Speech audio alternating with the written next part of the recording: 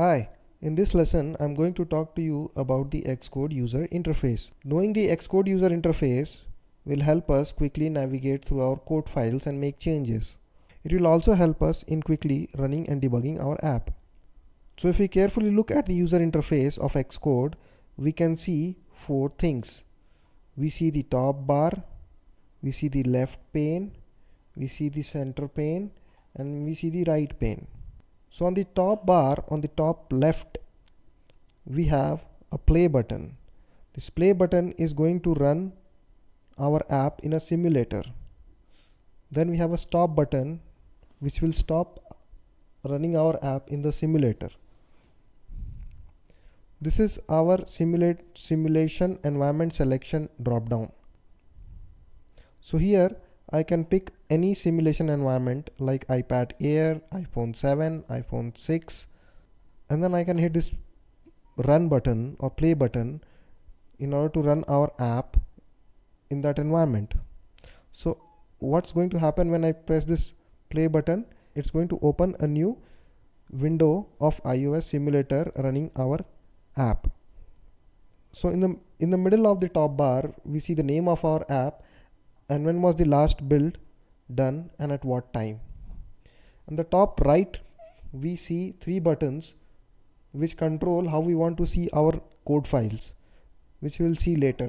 In the extreme right, we have three buttons which will show or hide different sections of Xcode. If I click this button, it's going to show or hide the left pane of Xcode.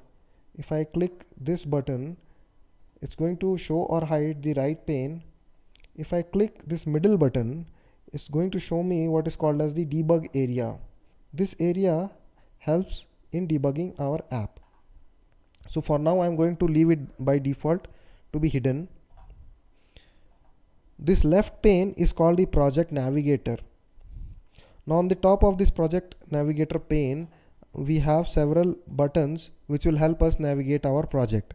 So the first one and the most simplest one is the Project Navigator, which is going to show us all the files that we have in this project. The next navigator is called the Symbol Navigator.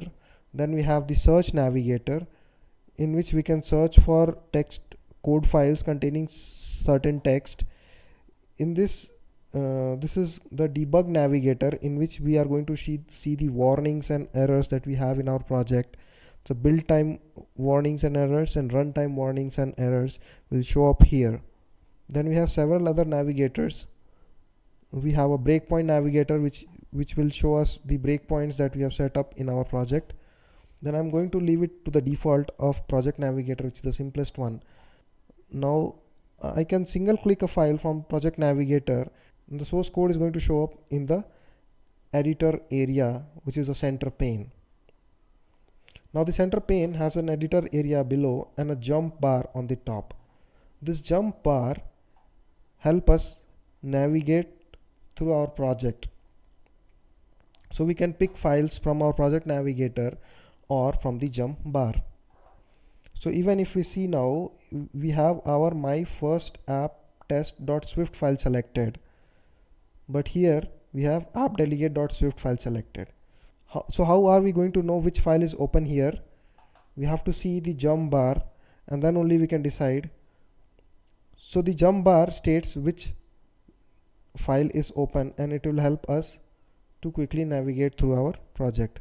But for simplicity, I'm going to use the Project Navigator in this project. So on the right, we have a utility section which will show us properties based on what we have selected in the editor. So if we go to the first file inspector, show the file inspector button, if we click this button, it's going to show us the property of the file that is currently selected. Like we have selected the app.delegate.swift file, which is going to show up here, and the type of the file, it's a Swift source file, and the location, what is the exact path of that file. If we click the next quick help inspector button, we can quickly get help of several code keywords like the UI responder. So if we click on UI responder, I'm going to get a description of what UI responder class is, and I can also get the classes from which it is derived. So now what I'm gonna do is I'm gonna run this app and see what it looks like in the simulated environment. So first of all, what I'll do is I'll choose my development environment as iPhone SE, and I will hit this play button. What this is going to do is it's going to build my app and copy the compiled code to the simulator, install the files and run it in the simulator. So it's going to take a little bit of time. It may take a couple of minutes to launch the simulator. So in the meantime, what I'm going to do is I'm going to restore this Xcode file and see the simulator. The simulator is loading. So this is the Apple logo and our iOS is booting up. So it's booting up iOS 10.2 on iPhone standard edition.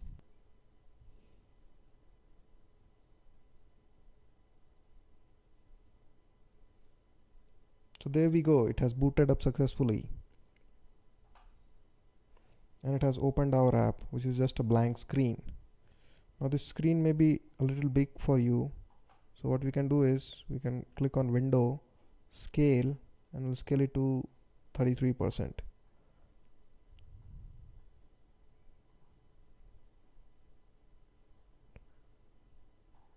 I can hit the stop button and it will stop our app in the simulator.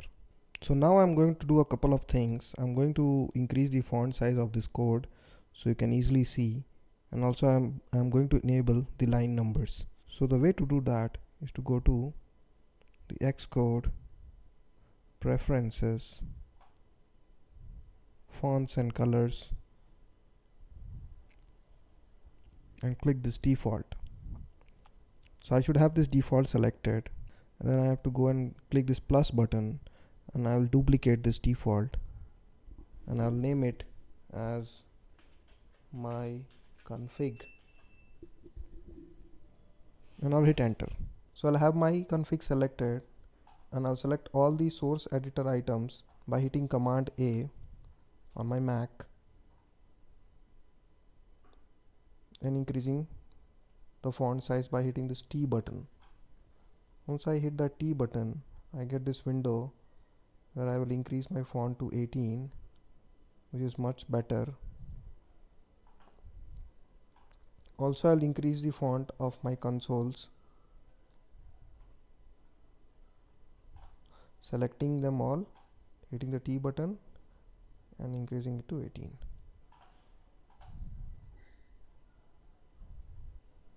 I'll close this window. Then I'll go to the text editing pane and I'll enable this line number. Now we can see that what Xcode does is Xcode gives us flexibility to change the font size and styles of each of the parts of code, like the plain text, strings, characters, numbers, how they are getting displayed on the editor. We can change it from here. In the text editing sections, we can change how our editor looks.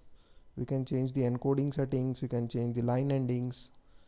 We may even show or hide the code folding ribbon, which I'm not going to do that, but you can definitely check it out. Now I'm going to close this window.